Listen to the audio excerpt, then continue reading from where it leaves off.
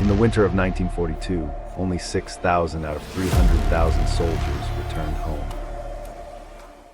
Every 7 seconds, take a breath, count it out, and realize that during the winter of 1942, that was the exact lifespan of a German soldier in the ruins of a single Soviet city.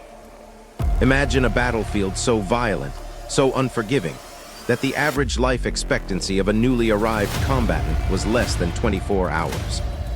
This wasn't just a battle, it was an industrial meat grinder that consumed two massive empires. Welcome to Stalingrad, the frozen hell where the absolute destiny of the Second World War was decided, and where the invincible Nazi war machine finally went to die. By the summer of 1942, Adolf Hitler was riding a wave of unparalleled military hubris.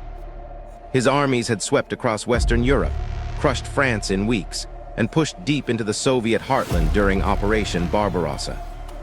But the German blitzkrieg had a massive, looming vulnerability. It ran on oil. The mechanized division of the Wehrmacht needed millions of gallons of fuel to keep rolling. Hitler's eyes turned toward the Caucasus, the oil-rich prize of the South. But to secure his flank and cut off the Soviet Union's vital transportation artery, his forces had to secure a single spot on the map along the Volga River. A city that bore the name of his ultimate rival, Joseph Stalin. For Hitler, Stalingrad quickly mutated from a strategic objective into a toxic, deeply personal obsession. Capturing the city wasn't just about cutting the Soviet supply lines, it was about delivering a devastating psychological death blow to Stalin himself. On the other side, the Soviet dictator issued a decree that would define the desperate nature of the defense, Order Number 227. Its message was brutally simple, not a single step back. Retreating meant facing a firing squad of your own countrymen. The stage was set for a clash of two tyrannical egos, with millions of ordinary men and women trapped squarely in the middle. In August 1942, the German Sixth Army, led by General Friedrich Paulus, arrived at the gates of Stalingrad. Paulus was a meticulous staff officer, a man used to moving lines on a map, but he was utterly unprepared for the chaotic urban meat grinder that awaited him. The battle began with terrifying traditional blitzkrieg tactics.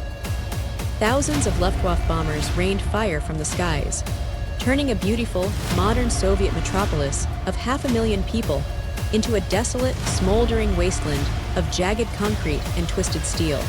But as the German panzers rolled into the ruined streets, they discovered a horrifying truth. The destruction they had caused actually worked against them. The endless fields of rubble made it impossible for tanks to maneuver effectively. The vast, open battlefields of Europe were gone. Instead, the fighting dissolved into what the Germans bitterly called Rattenkrieg, rat warfare. It was a chaotic, claustrophobic nightmare fought room by room, floor by floor, and sewer by sewer. A factory or a simple apartment building would change hands 10 times in a single afternoon. Soviet General Vasily Chuikov, commanding the defending 62nd Army, implemented a brilliant, desperate tactic known as hugging the enemy. He ordered his troops to stay as physically close to the German front lines as possible, often just a wall or a hallway away. This brilliant move completely neutralized the Germans' greatest advantages, their devastating air support and heavy artillery. If the Luftwaffe bombed the Soviet positions, they would accidentally wipe out their own men. The battle became intensely intimate, fought with bayonets, sharpened entrenching shovels, and raw primal ferocity. Out of the smoke and dust of the ruined factories emerged a new kind of terror, the Soviet sniper. Broken bricks and shattered windows became lethal hiding spots. Snipers like Vasily Zaitsev became legends, picking off German officers and scouts from hundreds of yards away. For the German soldiers, the psychological toll was unbearable. They could not eat, sleep, or relieve themselves without the constant fear of a sudden, invisible bullet tearing through their skulls. The city was a living, breathing monster that was eating the Sixth Army alive. By October, the Germans held nearly 90% of the ruined city, pinning the exhausted Soviet defenders against a narrow strip of land along the freezing Volga River. Paulus was convinced victory was just days away. He kept throwing his elite units into the meat grinder, completely ignoring the warning signs growing on his exposed flanks. To maximize his numbers inside the city, Paulus had left his long, vulnerable flanks guarded by poorly equipped, unmotivated Romanian, Hungarian, and Italian allies. It was a fatal, catastrophic oversight. Deep in the shadows, the Soviet High Command, led by General Georgy Zhukov, had been quietly preparing a massive masterstroke, Operation Uranus. While the Germans wasted their strength fighting over individual piles of bricks in Stalingrad, Zhukov secretly massed over 1 million fresh troops, thousands of tanks, and massive columns of artillery in the freezing steppes to the north and south of the city. They waited patiently for the ultimate ally of the motherland to arrive, General Winter.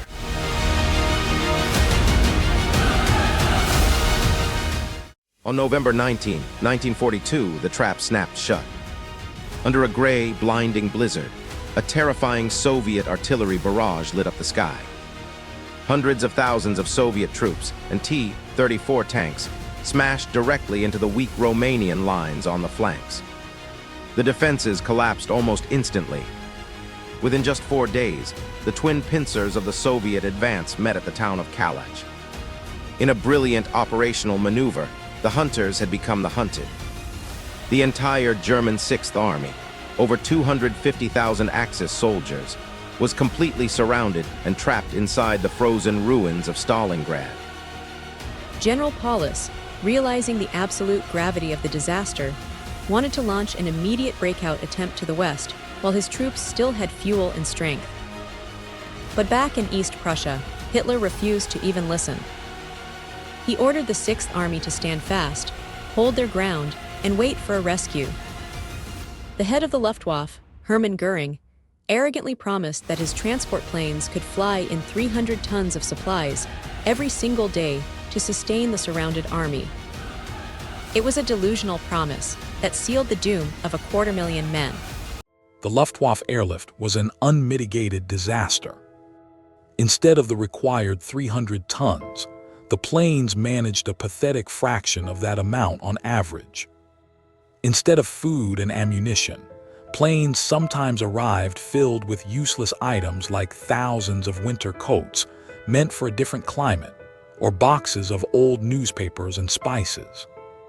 Soviet anti-aircraft guns and nimble fighter planes tore the transport fleets to shreds, painting the white snow with black, burning aviation wreckage. The trapped German pocket, known as the Kessel or the Cauldron, was slowly starving to death. Then came the true, unyielding depth of the Russian winter. Temperatures plummeted to a horrific 40 degrees below zero. Men froze to death in their sleep, their bodies stacked like firewood in trenches because the ground was too frozen to dig graves. Lice infestations, typhus, and dysentery ran rampant through the makeshift, unsanitary German field hospitals. Amputations were performed without anesthesia, and the desperate soldiers resorted to slaughtering their loyal cavalry horses and eventually turning to the unthinkable horrors of cannibalism just to survive another day. In December, a desperate German rescue attempt led by Field Marshal Erich von Manstein, codenamed Operation Winter Storm, fought its way to within 30 miles of the trapped pocket. The vanguard could actually see the flashes of artillery fire on the horizon. Manstein desperately signaled Paulus to defy Hitler, abandon the city, and break out toward the rescue column.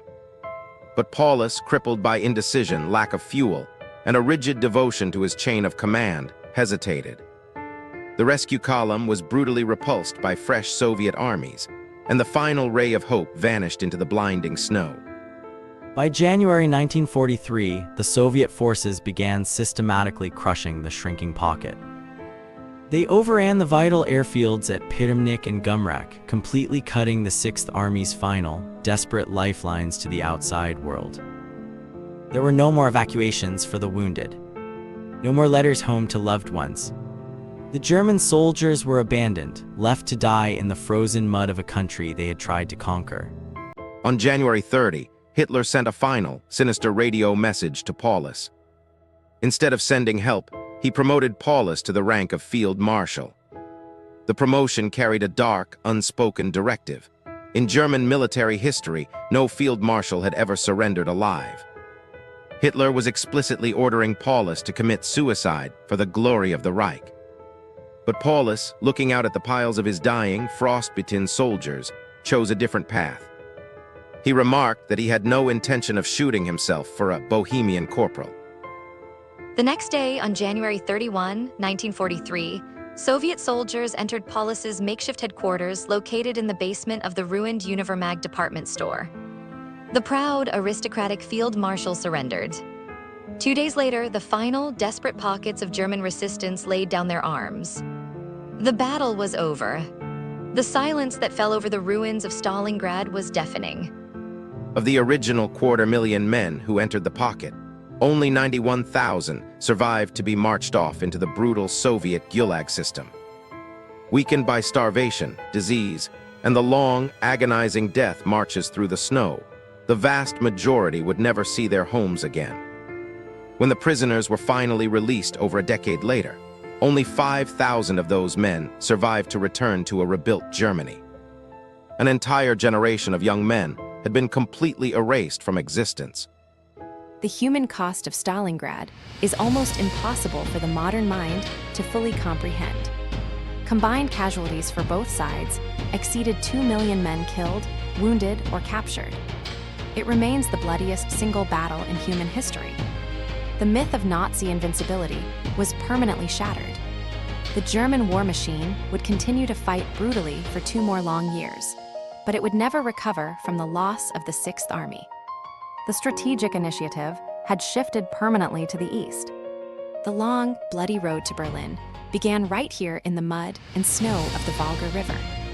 Today, the city has been renamed Volgograd, rebuilt from the ashes into a bustling modern metropolis. But underneath the pavement, the bones of the fallen still rest. To this day, construction workers still unearth helmets, rusted rifles, and human remains. Standing tall over the city is the colossal monument the motherland calls, a reminder of the unimaginable sacrifice of the defenders. Stalingrad stands as an eternal, chilling monument to the absolute limits of human endurance, the terrifying cost of fanatical ambition, and the exact moment the tide of history turned.